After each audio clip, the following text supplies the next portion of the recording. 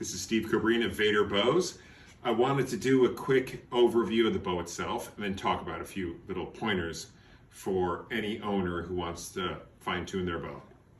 So here is the Vader bow. Carbon riser, injection molded, 40% carbon, 60% resin, fiberglass limbs, molded carbon outers, and it's the lightest bow on the market. Everything on it except the E-clips is titanium.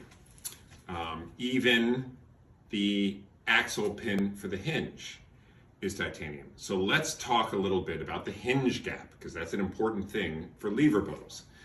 So the hinge gap is controlled by the length of your string.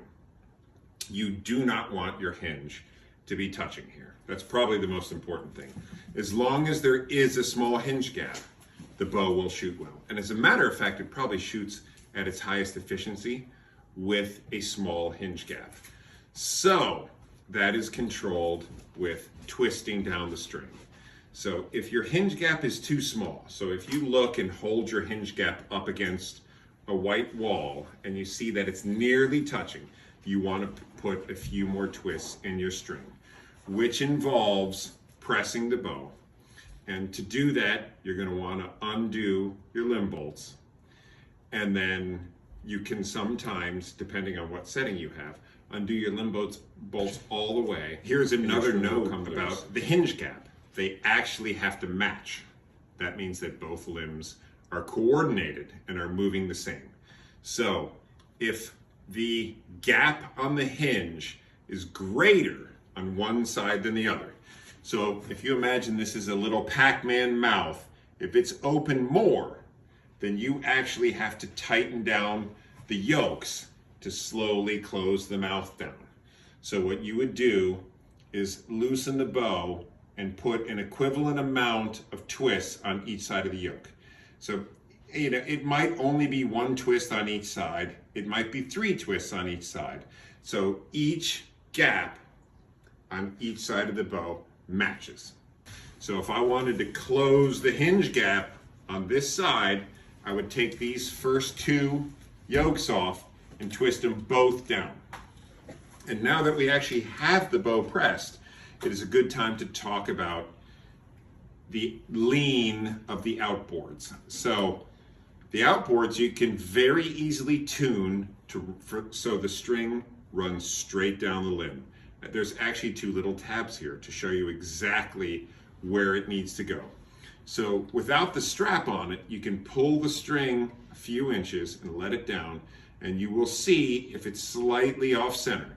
If it is a little off center, and sometimes the top is different than the bottom, if it is a little bit off center, you will twist both yokes on one side down to bring it in line. So if the string is off center to this side, I'm going to put possibly 1 on each of yoke here, maybe 2, sometimes 3.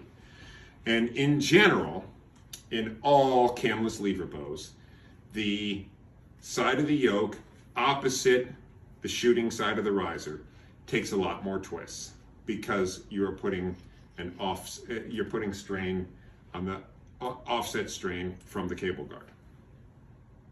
Okay, so really simple way to press these bows.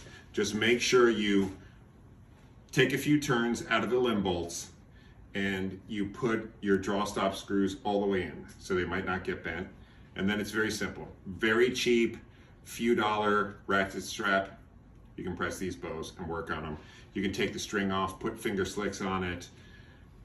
Anything you want to do, simple. Okay, so there are a lot of different holes in these limbs. That is to change your axle positions. What does that do? That changes your draw weight and how far out you will get let off, essentially your draw length. Also, you change your draw length with the draw length set screws. But once you have your bow pressed, and I took the E-clip off of this one, you can very simply move your axles just by taking an E-clip off, pulling the axle out,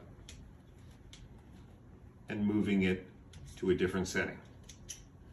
So we will have posted on the website a graph on all of the different positions you can have your axles. But in general, this is just in general to know, as you move your axle forward in the front and the back, you gain draw weight and draw length. And as you move it back, you lose draw length and draw weight. So if I have this axle position closest to the tip and this one closest to the tip, that would be the shortest and lightest draw weight you could get out of this bow. And there's not an endless combination, but there's quite a combination someone could play with to get what they want. So it's an incredibly adjustable bow, very easy to do. You can move your axles as you want. I will put this one back to where it was. And here would be a way to how I would want to twist down. You just take it off, twist it this way or the other way. There, it's going back to the way it was. And that would change your hinge gap or your outboard alignment. It's pretty simple. So the bows come with finger slicks, and I'm not going to put a brass knock point on because, you know, each bow shoots differently for everyone else. I set them a little bit high, but they need to be tested on the water. Best thing to do is shoot an arrow into water, and you can slide them up a little bit. And like here, I'm sliding this one up. If you have a knock high, really knock high, you can move it down. If you have a knock low, you can move it up. And that's how you'll tune the bow for each specific shooter.